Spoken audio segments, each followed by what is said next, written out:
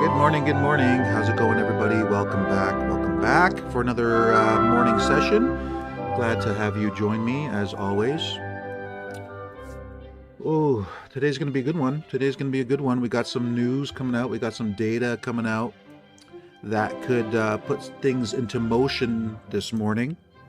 So we're going to be taking a look at the major headlines today, and we're going to look at the tickers that are going to be affected by these headlines, and we're going to look at the trending tickers that we have this morning. So it's going to be a good one. We have, let's take a look here. Let me do a screenshot here. Look what we got. Look what we got here. Okay, you see what we got here? Yeah, okay. Today we got Fed interest rate coming out at 2 o'clock. So that's going to be a big one, all right? Very big one. And soon, a Bank of Canada interest rate. Hope they cut. Hope they cut. That's what I'm hoping for. I hope they cut. Personally, that's what I would love to see. Yeah. So, all right. If you guys can hear me, hit the like button, or I don't know, press something on your keyboard, type something into the message box here. I just want to make sure that you guys, okay, now I got YouTube stats coming up now. It was blank for a bit there. So we got the Fed interest rate coming out, okay? So this is going to be big. It's going to move things likely, not a guarantee, but likely, okay? It's going to move things. So we're going to be paying attention to that later this afternoon. All right. So the headlines. Well, before we go into the headlines, actually, let me look at the situation with the euro. Euro, we had this big spike down. I know one of you mentioned that in the Telegram channel. You guys were asking whether or not any of us had received that as well on the ICE data feed. I did. It was on euro and pound. Oh, look at that. It's done it again. That's quite interesting. But we don't see anything here on the charts, on the daily. So that must have been just some kind of an error that shouldn't be there. It's not on the daily chart. Same with the euro. Okay. So let's talk about the euro for a little bit, since the rates are coming out, and it could have a big impact on the euro. The last thing that we've been seeing is that we have this institutional demand area that has been contacted. Actually, it's not even demand, it's an imbalance, but a strong imbalance. It's been holding several times as price comes into it. Now, we still have the bearish bias. We still think that there's a very good chance price is going to drop. And the reason for that, again, if you've been following along with us, is if you've been looking at the data, the latest CFTC data, we're slowly catching up, slowly catching up with the data, okay? But if you take a look at the data, you'd see that leading up to October, long positions were super aggressive, okay? 196 to 252. What is all-time maximum size? 266. And what do we know to be true? When long positions reach maximum size, banks need to take profits on those positions, and that will cause price to drop. Okay, so this is why we have a bearish bias. But this imbalance here has been holding price for quite some time. So obviously, what needs to happen is this has to break for price to make a big momentous move to the downside. All right, so right now it's holding. Could the data cause price to drop? It's possible, but remember, this has been holding, so it could also go upwards. So I'm not trading the euro right now because it's not in a good situation. We're in a profit-taking phase. Whenever things are profit-taking, there isn't high odds. The latest spot that was high odds was to enter into a short position, and that was here. We had a trade signal here to get in short, with the target being down in this area here, okay?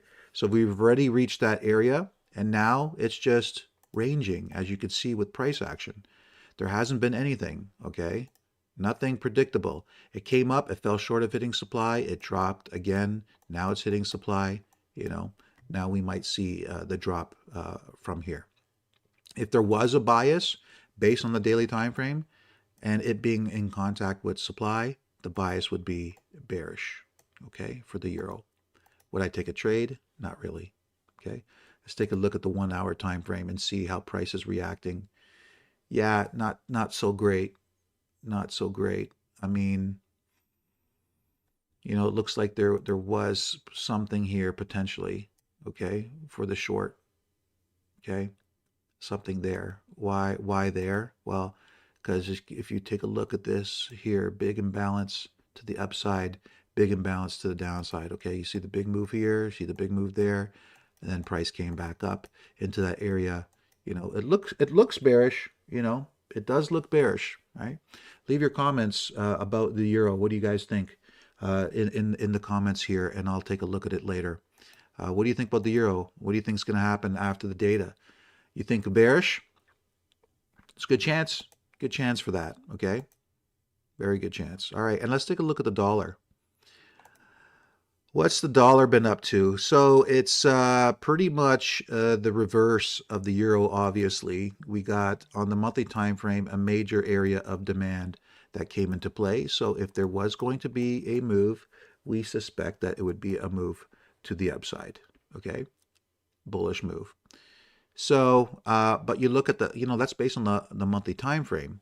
If you look at the weekly time frame, you'll see that we already contacted demand quite a bit ago.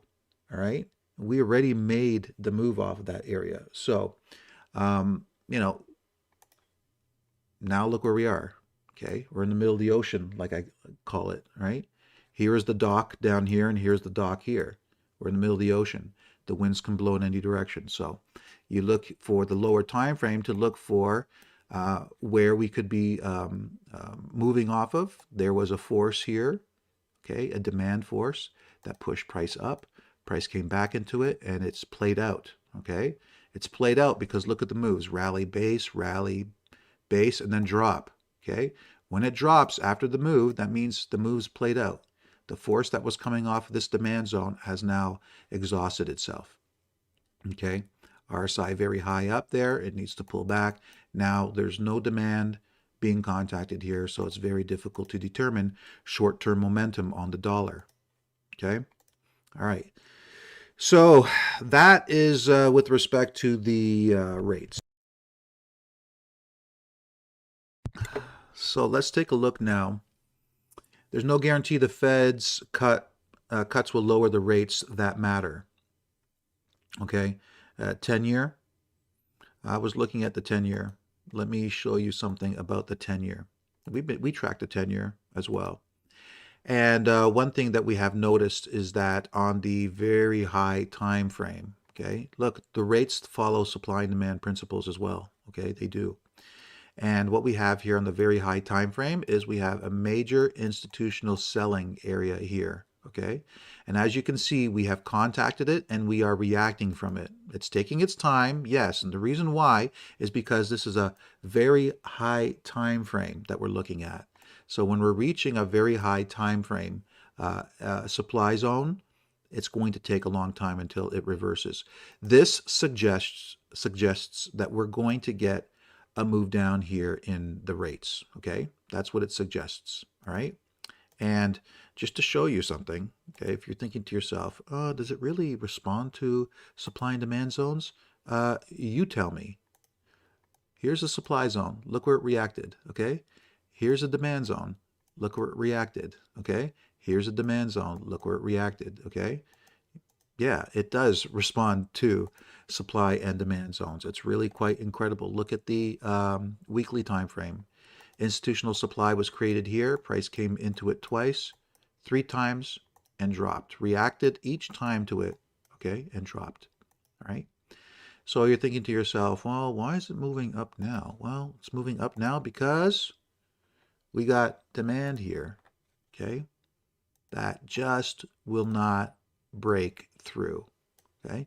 We've contacted it once, contacted it twice, so short-term momentum is to the upside. But in my opinion, this is getting weaker and weaker and weaker, and eventually we're going to see this break through. Once this area breaks through, then we're going to see momentum to the downside here, okay?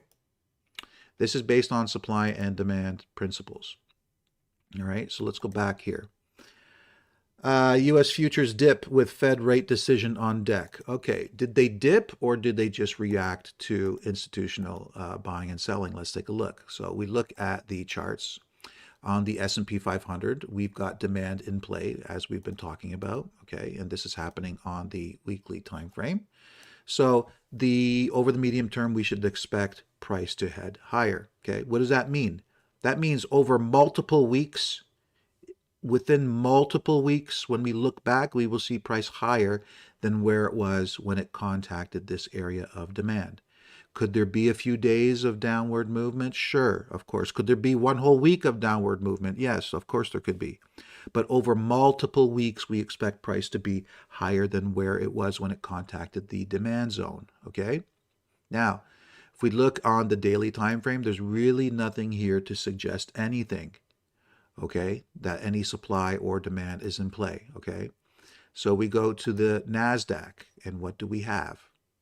Remember what we have here.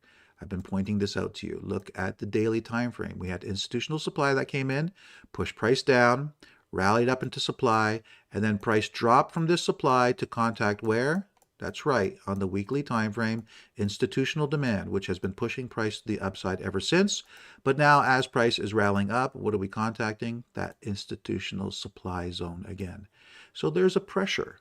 There's a pressure being put on price to the downside from there. It's not a huge pressure, but it's a pressure, and we're seeing it, all right? So that is what's stalling these markets right now, is that selling pressure up here. If we look at the Dow Jones, again, we have the same scenario where we have weekly institutional demand that has come into play, all right? It was created here, came into play here, came into play here, all right? So over the medium term, we expect price to go higher, all right? On the daily, there is no supply here. Well, there could be supply. There could be. There's a small chance, but I haven't drawn that as supply. Institutional demand here, no pressure to the downside, but we are seeing that pressure from the Nasdaq. Got it. Do you keep trades open through news? Yes, sir. I do. News doesn't affect. I know a lot of people are worried about news, but listen. When you come to realize that the news, 99.5% of the times helps to facilitate the moves that are expected and being created by the institutions, then you'll realize that the news only helps facilitate the moves that the big banking institutions are trying to create, okay? And so if you're trading alongside the big institutions, the media and the news will help you in price to move in the direction that you're expecting, okay? But it's not always like that, okay? Sometimes, you have to understand the more advanced concepts of supply and demand, but I'll give you an idea just to put things into perspective here. Let's say we have a supply area here, okay? And we have a big institutional demand zone down here. And our target for price is way up on the chart, okay? So price comes down into an institutional demand area, and you buy here. And the reason why you buy here is because it's an institutional demand area, and the dynamics of what is taking place on price suggest that price is, over time, going to reach your target, okay? So what will happen is price will make a move up, but you're going to see reactions off of institutional supply areas, because once price gets up here, everybody and their grandmother sees that it's moving up. So those who were shorting down here are going to take a loss. Then they see prices rallying up. Now they're going to start going long here, all right? So when price contacts a supply area, they don't know that there's institutional supply there. We do, so we are expecting a move to the downside from that area. So when you're in a long position and you know that institutional supply is about to be hit, you know it's very likely that any type of news or data, whatever the outcome is going to be with that news, price is going to drop because it's going to react from that supply area.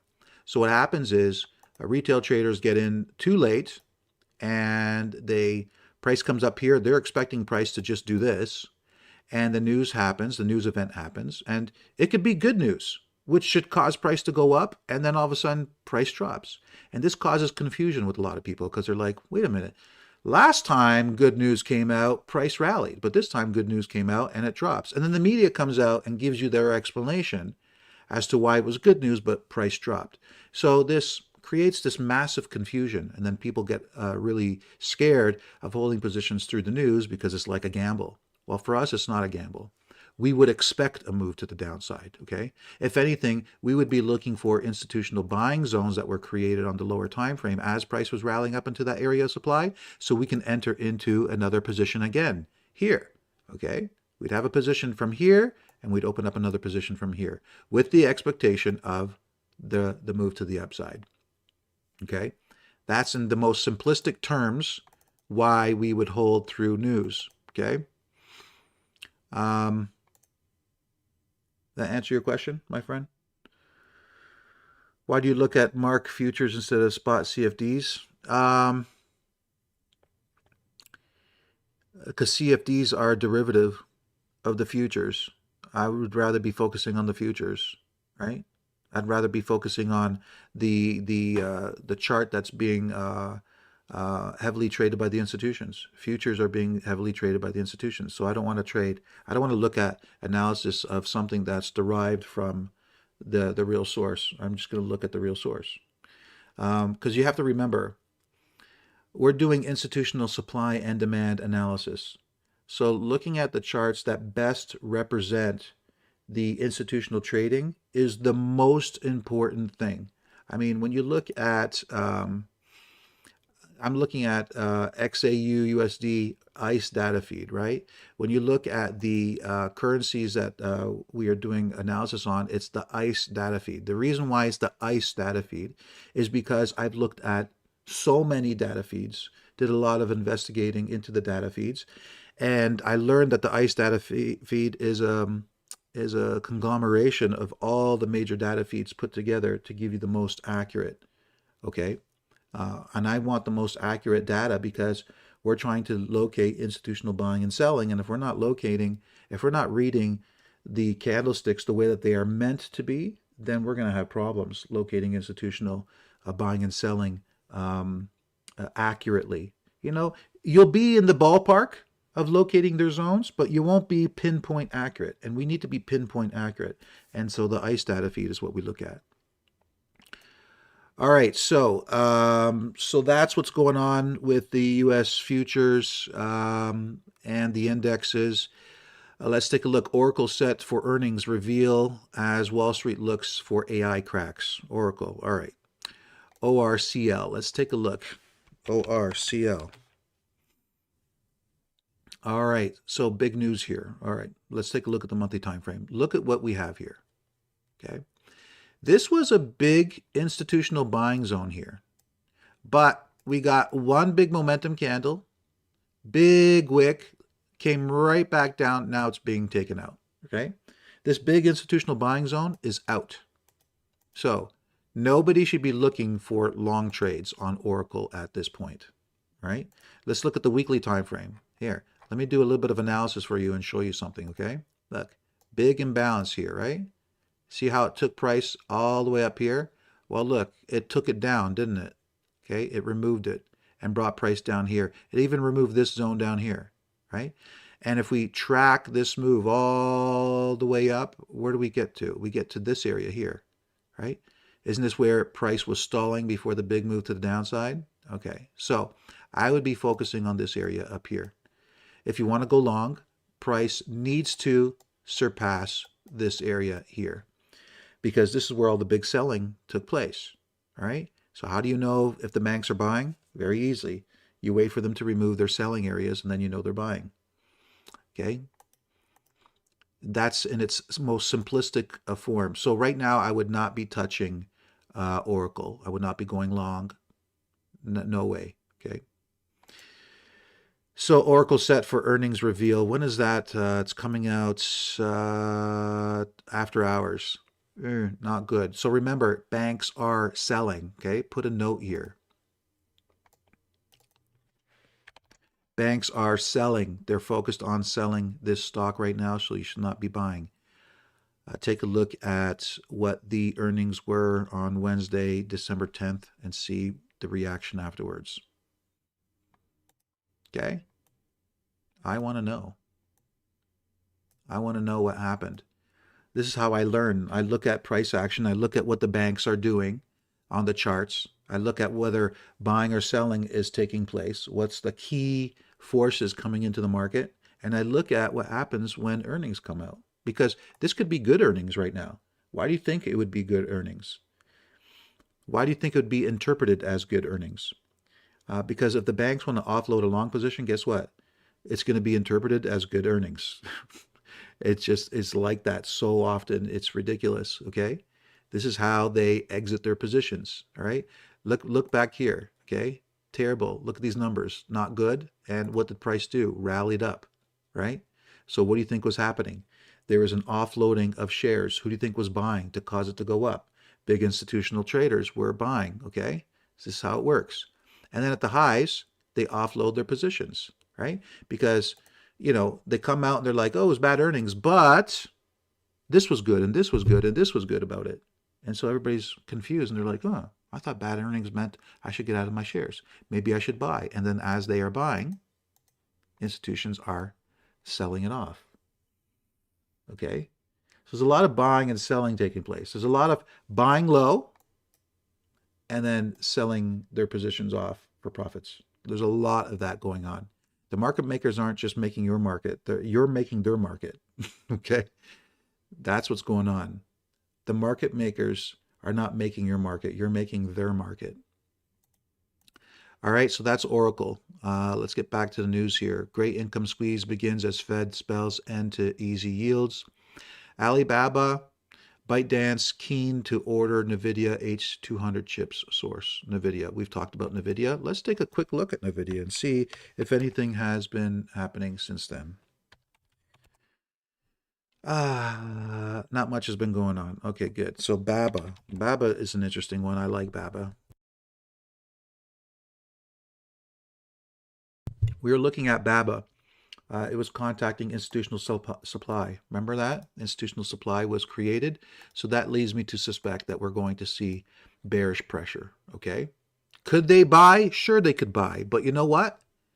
This is not bullish unless this supply area gets taken out. Period. Okay.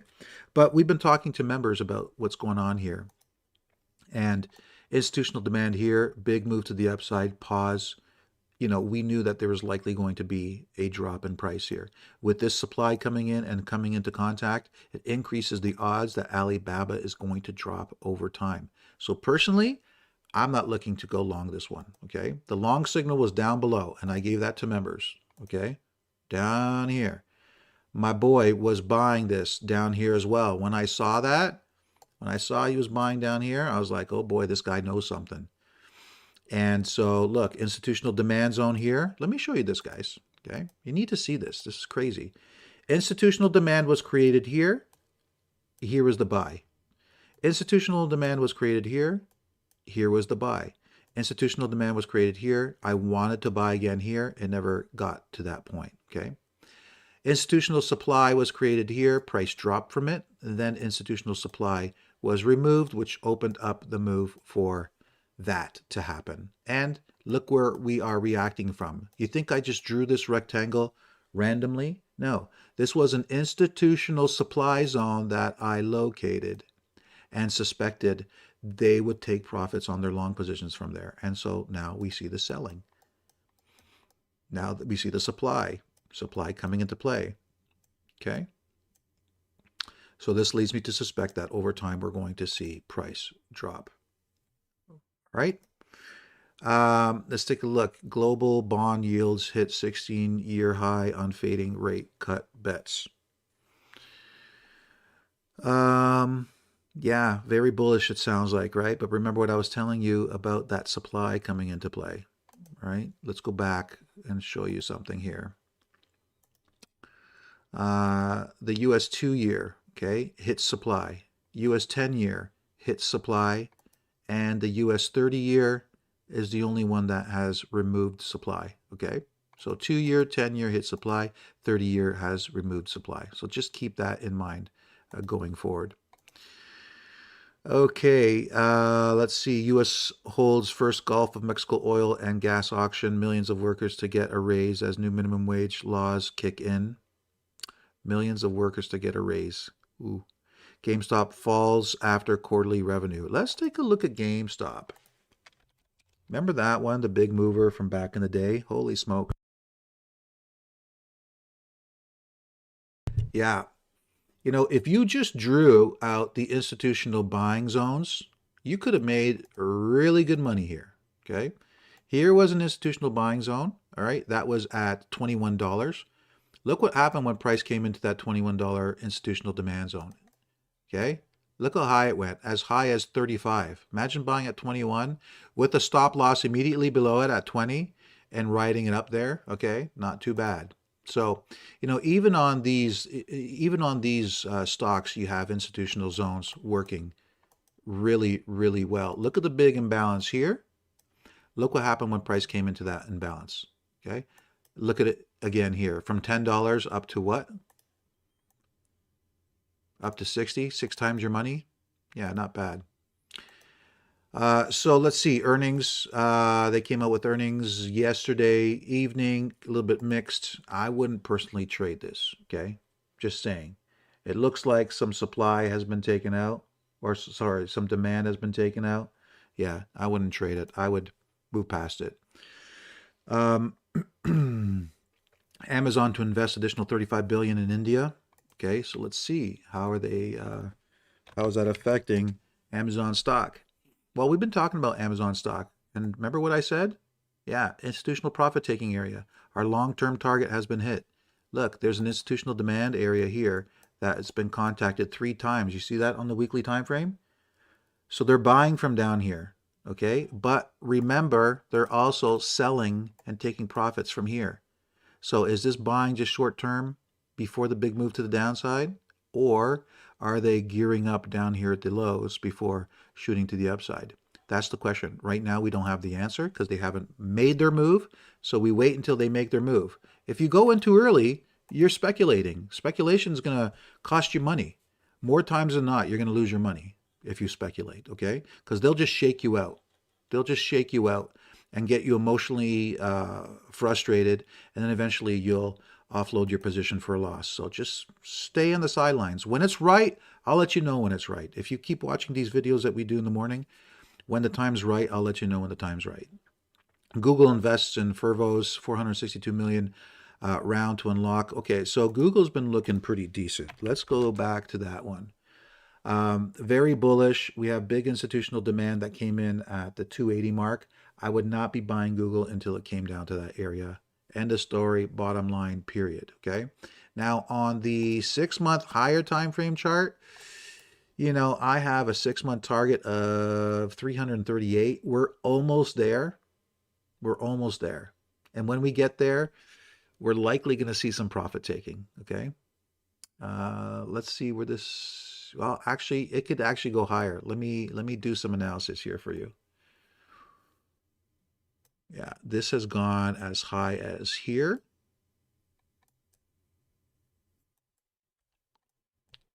We don't know if it's going to go higher, but let's say it doesn't and starts to retrace. If it comes down to the demand zone, we can get a target as high as 410 before the pullback. Yeah, do I think it's going to go higher? Yes, I do. But I'm talking about riding the momentum until the banks take profits and then price drops. I don't want to hold a stock when price drops. I don't. Yes, you can use options, okay? You can use options to hedge that move to the downside so you're actually making profit as it's dropping. That's what I would do when these long-term targets get hit. But personally, I like to take my money out and move into something that's just about to make another move, okay? And then when this retraces to big institutional demand areas, then I get back in again. If you don't want to sell stock, and I get that, you sell stock, you're paying taxes. I get it. You know, if you don't want to sell stock, you want to just collect the dividends, you can open up, you can use options to help you hedge against that. Okay. Very good. That would work. This one's looking good. I would not be buying Google until it came down to this area here, and then I'd be looking for a confirmation trade off of that. This is the latest buying area here, okay? This is the most ideal area to get into a position, because you have to remember, could they use a daily demand zone? Sure they could, okay? And they did it here. This was an institutional buying area. They came in once, they came in twice, they shot it up like a rocket, okay? But when these things happen, when these areas of demand happen, okay, look, it was also an area of demand on the weekly, but usually when these zones on the daily time frame take place, it's right after institutional buying came into play. It's just like the residual amounts that they're trying to get into positions, okay, before the bigger move. It's usually not after a big move has taken place. After a big move has taken place, you want to stick with the higher time frame zones. It's safer, much safer. Okay, let's see. I see some other tickers. Okay, Bitcoin. I know a lot of you are hungry hippos for Bitcoin. All right, so this is setting up for a big, explosive move to the upside. Big, big, big. Okay, I'm just telling you what I see. Okay, it's like a card counter. You know what a card counter does? A card counter looks at the cards that have been coming out of the deck. Okay, and based on the cards that are coming out, he knows what the chances are of the next cards being spot cards, not spot cards, court cards, okay, picture cards, low cards, 1, 2, 3, 4, 5, or medium cards, okay, 7, 8, 9, 10, that type of stuff. So we're doing something very similar. We're looking at all the events that are taking place on the chart, and we're putting the pieces of the puzzle together to tell us a story. There's a very clear story being told here. Very clear. Everything is leading up to a conclusion. Now, could they change it last minute? Sure they can. But it's like saying, if somebody was preparing to do something and it took them many months to do it, last minute, would they change what they were doing? Probably not. Okay? The banks at times can take many months to do something, sometimes years. We were looking at silver. It was taking them years to accumulate a long position. And I think I was talking about this on a previous live session with you guys. This is why it's so important to join all the live sessions that we do so that you follow the storyline. We're teaching you a storyline here of what's happening in the markets. If you come and watch all the sessions that we do in the mornings, I know it's a commitment, but it's worth it. I'm sharing with you the storyline of what's taking place on the charts with the institutions and their trading in mind. So this has been taking many months for the banks to do this, okay? They created this big institutional demand area back in early 2025, okay? They brought price up here into the summer. Remember that? 120s, everybody was so excited? Yeah, okay. Now they've dropped price into where? Into their institutional buying zone, okay?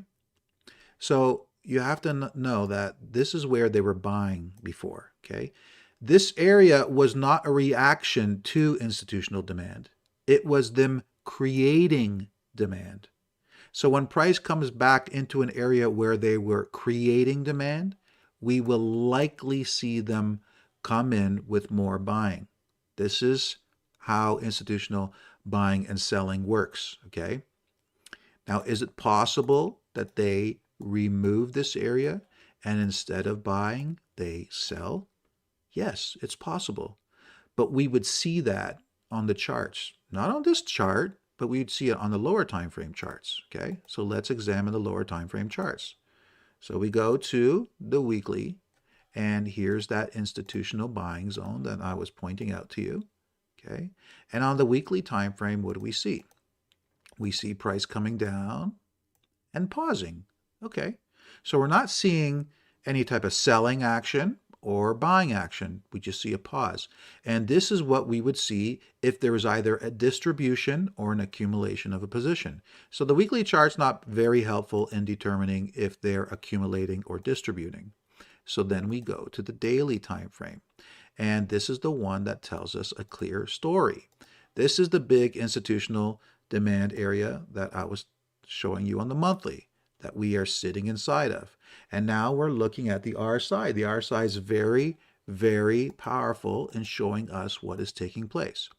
The first time RSI came, the first time price dropped into the institutional demand area, RSI was extremely weak. Okay, so we'd expect there to be some kind of a move to the upside because it's oversold. Okay, price rallies, comes back down again. Now it's stronger. Now, what will typically happen if there's going to be a breakdown of price structure and price is going to drop, what would typically happen, and this is based on observations that I've been taking over the last, I don't know, last year or so, okay? What would typically happen is price would become very aggressive and strong, move over the 60 RSI, start to head back down, and then accumulate strength to the downside. So you'd get a move up like this, and then bigger impulses to the downside to eventually eat through that institutional buying zone and cause price to go down. That is not what's happening, okay? Let me show you what's happening. Let me overlay what typically happens to what is happening. Price reacts with a weak RSI to the upside, okay? Does not surpass the 60 RSI and comes back again and bottoms with the drop-based rally at an RSI between 44 and 36, which is that 40 mark RSI, okay? What typically happens then is price rallies and surpasses the previous high, which it did right here. But it just so happens that as it surpassed the previous high, what are we contacting? If you take a look at my daily chart, you'd know that I had this institutional supply area here drawn on the chart this whole time, okay? And price is reacting from that supply. So just like that other example that I was showing you, where retail traders have no idea where institutional selling is, so when they see price reversing, they freak out. We're hitting a supply zone, so it was to be expected some kind of a reaction, right? Another thing I was pointing out was how we have a descending trend line here. Okay, so retail traders are going to be lured into wanting to short here. Major.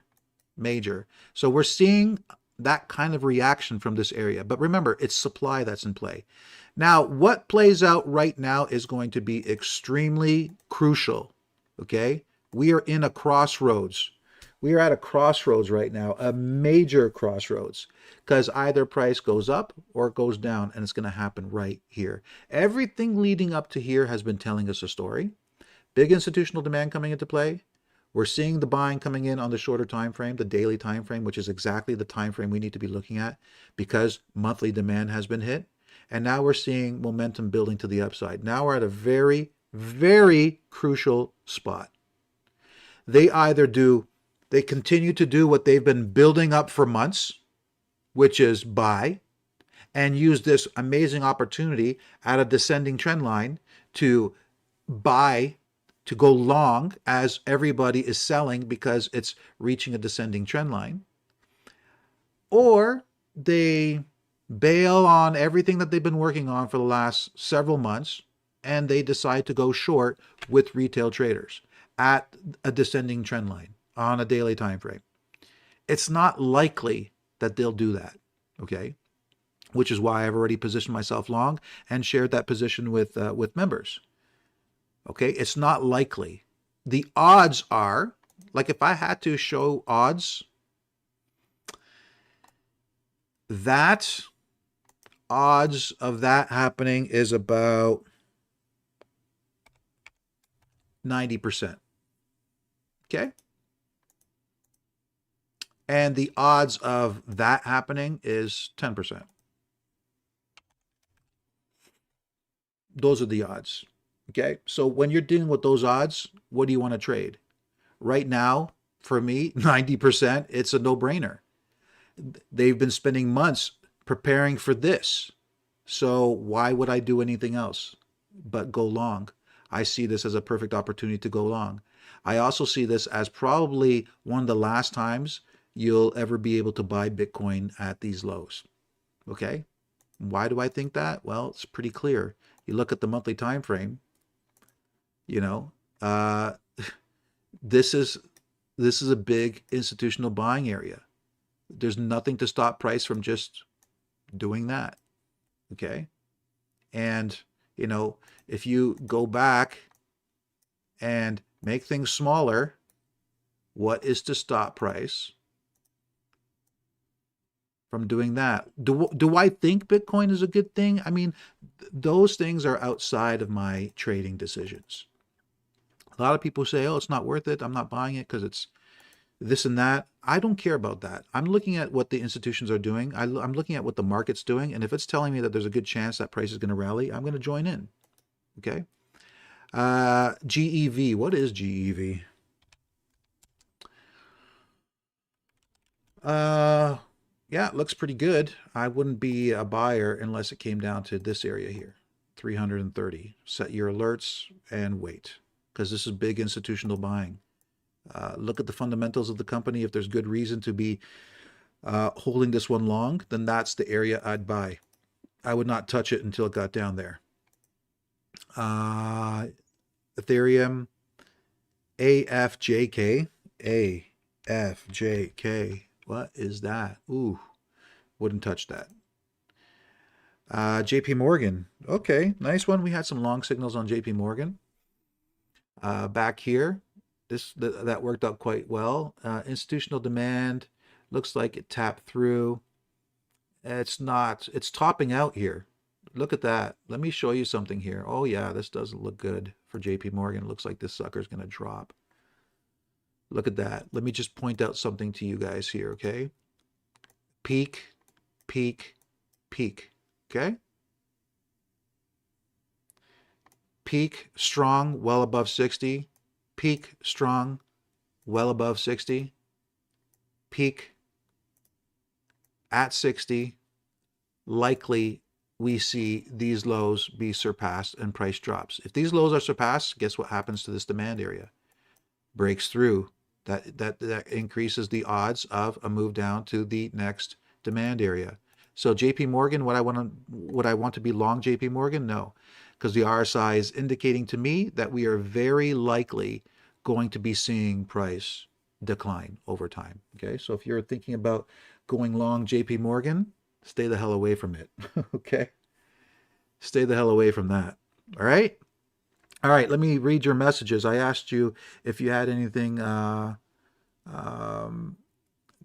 pitch in with regards to the euro. What do you guys think about the euro? I asked you guys, what do you guys think about the euro? Anybody comment on the euro, or nobody's giving their perspective? Do you enter 4-hour Bitcoin demand zone?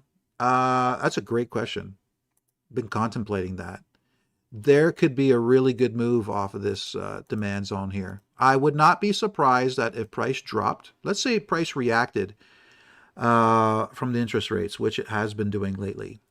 If it dropped, I think this would be the perfect opportunity to get into a long position personally. I'm not telling you to do that, but if you read price action, okay, price was in a range here on the 4-hour time frame. Let's just put things into perspective, okay? Price was in a range here. Okay? It broke out of this range. Where was the buying that took place? Here.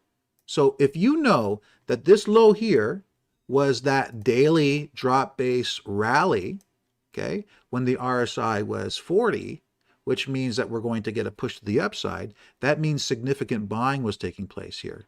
So if price was in the range on this time frame, but then they came in with significant buying to break the range, then logically you would conclude that any drop towards this area, because it was short-term buying by the institutions, we would likely see a rally from there. Okay, it could work out extremely well. In fact, you know, you would look at doing something like this. I'm not telling you should do it. I'm not responsible for your trades. You guys are responsible for your own trades, not me. Data is coming out, so it could be very volatile, and you could trade through that zone and then reverse. That's possible too. So you'd have to be careful. But you know, I'm looking to hold this for long term.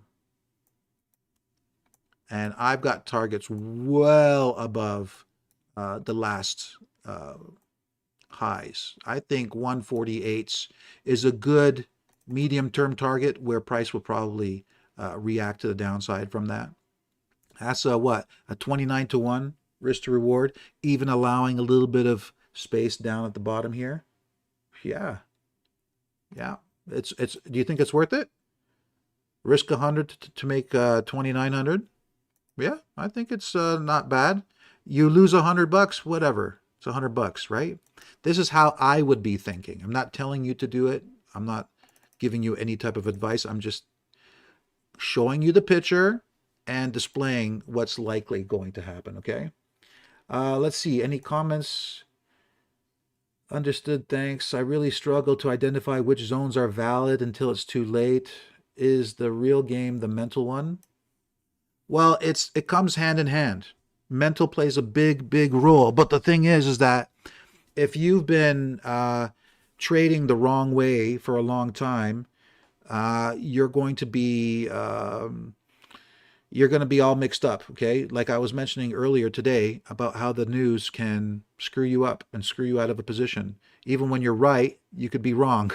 Okay, because they're just going to shake you out of a position. This happens all the time. And how the news makes you think, well, it was good data. Why did it drop? They confuse you. There's no logical explanation. There's no strong logical explanation. They try to provide a logical explanation, but when you're following nonsense, you're going to have a hard time making having a logical understanding of what's happening with price. If you're following the institutional buying and selling, and you see the zones that are being reacted from, and you can look at the news and look at the earnings and put it all together and see why price is doing everything, then you have more ability to stay emotionally in control when you're in a trade and when you're doing analysis. And when you're emotionally in control doing analysis, you can look at the charts objectively and not subjectively. Okay, when you're confused and you don't know, you will second guess everything you do and you will not do things properly. It's like, you know, if you've ever been into any sport, when do you get in the zone? When you're in the zone is when you're confident, right? But what happens when you're not confident and you're second guessing yourself? Can you play as well as you would? The answer is no, you can't. And that's what happens. Duolingo. What about Duolingo? You guys know that I'm in Duolingo, right?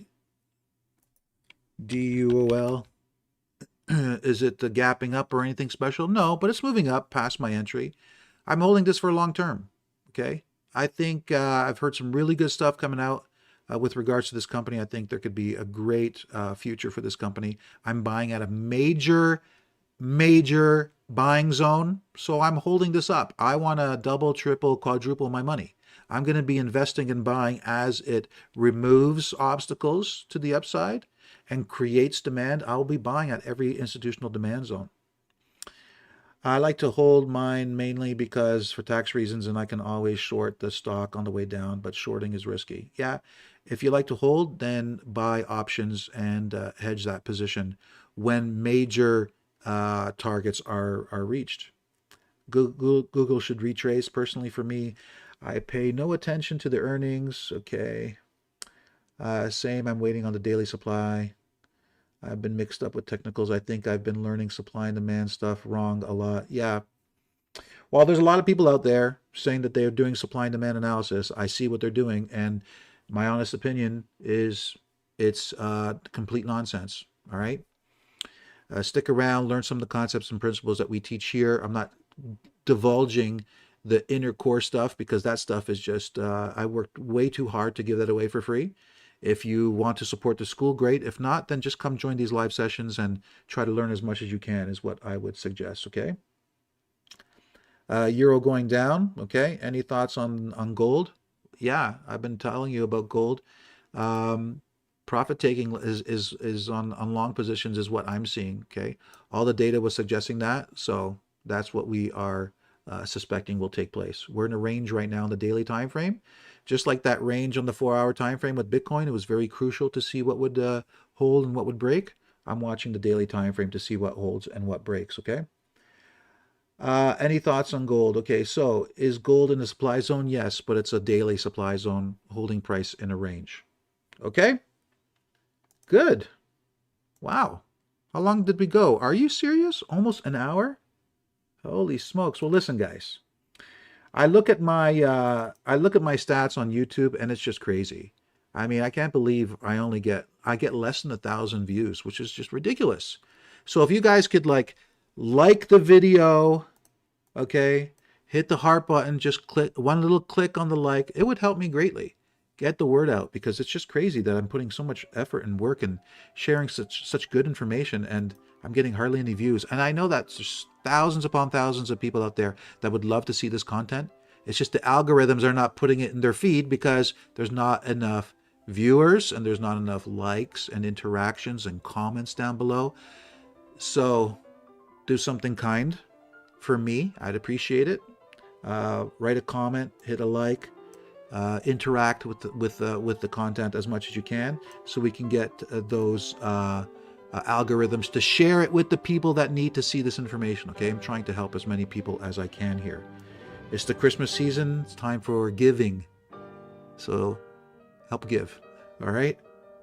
Wonderful stuff. Love you all. Take care. Thank you so much. If you want more, come join the Telegram channel. Love to have you there. Okay. All right, folks. You take care of yourself. Have a good one.